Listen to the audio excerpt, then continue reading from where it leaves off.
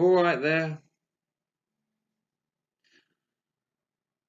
There's a type of woman in Europe who despises men who pay for sex. The same breed despises even more the man who travels to pay for sex, to pay less for sex, and on the whole to pay less for better sex, with beautiful Asian women with skin like silk and miles of thick black hair that shines in the sun. Women who smile at them, who laugh at them, enjoy their company. They don't want that. They don't want that for their men. These places are full of men. Men have been abandoned by a whole continent, a European continent that has turned sex since perhaps Victorian times into a currency, into an exchange of manipulation. It's expelled them, it's spat them out at the end. They don't have the status, they don't have the money, they don't have the looks, whatever. They don't have the time, they don't have the energy to go through this ridiculous, artificial, predominantly false exchange required to get a fuck.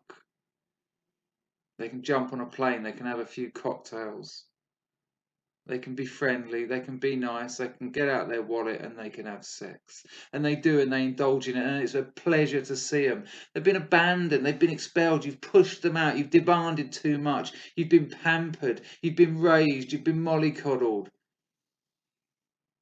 And after you've shamed them, after you've made them feel bad for who they are, for what they want, for what they desire, after you've made them hate themselves, then you dare attack them for choosing to abandon you and fly off and become themselves, allowed to be men again. Imagine. It's no wonder you're upset. Your currency has bottomed out. You see European, American, Australian women in places like Patong. Oh, they don't look happy. They realise their bag of tricks is kind of dated, tatty, worn out, unwanted. You see it on their faces. You see couples here. The man walking a couple of feet ahead of the woman, his eyes darting around. Massage parlours, prostitutes, streetwalkers, bang, bang, bang, bang, bang, bar girls, trying to get as much in as possible. Amazed at what's on offer, amazed at the inversion of the culture they're used to. The strange honesty of prostitution. I want to fuck you. I want to spend time with you. I want to hold you. Here's some money. Is that what you want? Good, sweet, when we're both happy. But the head stays still because the woman's behind and she's looking, even though her nose is so high in the air, it's almost scraping a line, a hole in the ozone layer. She's looking at him. She's ready to condemn. How dare you fancy women? How dare you fancy these beautiful women? How dare you want them? How dare you be a man? So his head stays still and his eyes all over the shop. You'll see them arguing most of the time. They've come to the wrong place. It's a sex tourist destination. And all they find, all they're going to get here, but the man is just going to realise what he's missing out on. He's going to see his relationship as pretty much what most relationships end up: surveillance and restriction. And the woman is going to see her part in that relationship. She's going to see the sex that she manipulates with, that she holds with, that she restricts with, slowly dissipating. What's left? Can you offer more than a friend? Is there more than a friend? Strong relationships will survive this situation. Strong relationships will grow in this situation. They'll be able to discuss it, talk about it, understand it, know what it means. Weak ones won't. Not even close. These men have been abandoned by their culture. And so they've abandoned that culture. It's amazing to see. I'm so proud of these men. Men in their 40s, 50s, 60s. Men who don't get a look in Europe. Again, money, status, looks, whatever. And they're not allowed to.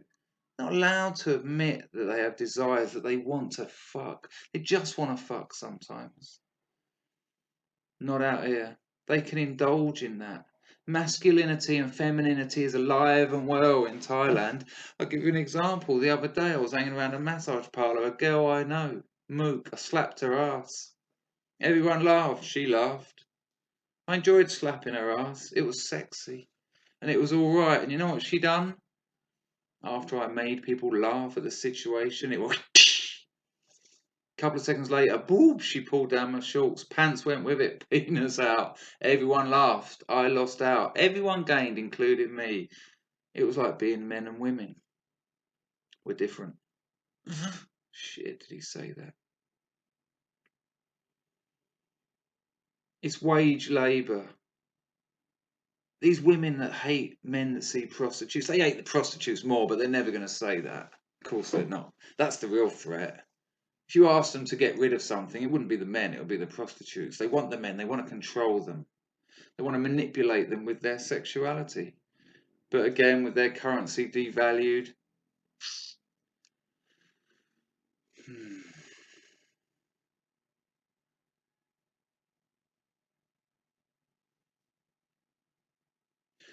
They talk about the situation like they've ever been in it. I've been with thousands of prostitutes, each one unique in its own way. Some relationships incredible. I met a girl in a bar the other night, a bar girl. I'd done about 20 pina coladas by the end of the night. I said, right, I can't stand up. I'm going to have to go while I can just lean forward and hopefully get home. And the owner of the bar said, do you want to take her home? The girl that I'd been dancing with all night paid the bar fine, 400 baht, about 6, 7 English pound, about $10. Walked the girl home. She walked me home. She sort of kept me up as we got home. We got in. We had a real laugh. We didn't even have sex. Bought some condoms on the way just in case. Large size. Condoms in Thailand are sized. Don't really see that so much in England. Nice girl. We talked about her family, talked about my family, talked about me moving to Cambodia. She was 21 years old. I'm 45. Oh, it's awful. Oh, you disgusting man. The girl in question said she didn't like young men. But fuck her, sure. I remember telling one of the girls in a brothel here that the wise, morally superior and ethically clean European women think what they do is disgusting. They want to put an end to it. They want to solve the problem of prostitution. She looked at me and she said, what are we going to do for jobs? It's wage labour. It's a specific example of a general problem. It doesn't stand out. These women, the ones I mentioned, they're happy to pay for people to make their dinner. They're happy to pay for people to serve their dinner. They're happy to pay for 9-year-olds in Rajasthan to sew sequins on their #MeToo t-shirts. Oh, that's fine. Get in your sweatbox. Oh, but the minute sex is involved, oh, like Christians. Oh no, there's something wrong with it. There's something wrong with wage labour. There's something wrong with paying for a service. You can pay people to lay bricks all their lives and break their backs so they're crippled when they're 45. They're men. 95% of workplace deaths are men. I mean, fuck them. They're dying. They're only men. But prostitutes. Such a threat to the hold they have over the European male. And prostitution threatens that. By the way, ladies, it's not just me keeping prostitution alive. It's busy. There's thousands of prostitutes in Patong, thousands of massage parlours, each one with 15 to 20 prostitutes in it. Plus all the bars, thousands of bars, each one 5, 10, 15, 20 girls working in it. That's one town in a huge country. One country in a huge world. Your husbands, your friends, your brothers, your fathers, they're all using them. Men like sex. Men enjoy desire. They enjoy engaging with it. They like putting their penis in a lady repeatedly and not being shamed for that. It not being a restrictive thing. It being an expansive thing. There was a load of Western feminists went to Cambodia to save these poor girls. They said to them, we're going to stop, we're going to get you out of this life. We're going to get you proper jobs. The girl said, all right, uneducated young women. All right, okay, this seems right. The Cambodian government was involved. So was, I think it might have been Norwegian. The governments were involved. There's big money involved. So they got on working sewing machines in hideously hot, horrible little rooms, 12-hour shifts. The girls couldn't believe it. They were getting pittance for it. Unlike the hundreds, sometimes thousands of dollars they can earn daily selling sex. So they all fucked off. They thought, fuck this. This is bullshit.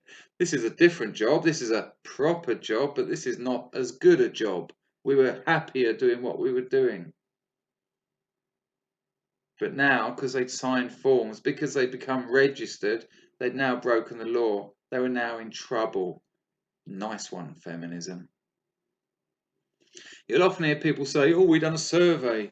80% of prostitutes surveyed said they'd prefer if they didn't have to do that job. Do you think it's much different for people working in McDonald's? Do you think it's much different for people working in piss poor conditions on a building site in Stoke on a Tuesday afternoon in February? Do you think it's not the same for most people in the majority of menial jobs, useless toil as opposed to useful work?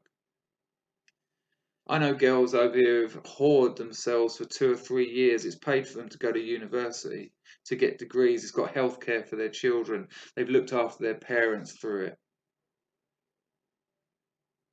It's not perfect. Do you know anywhere that is? Do you know anything that is? Be angry. Be angry that men do this. I don't give a shit. You know nothing about it. It's nothing to do with you. Keep your nose where it belongs, stuck in the air, judging men, attempting to control them, using your currency to get what you want until they find an alternative. Or just accept it. Imagine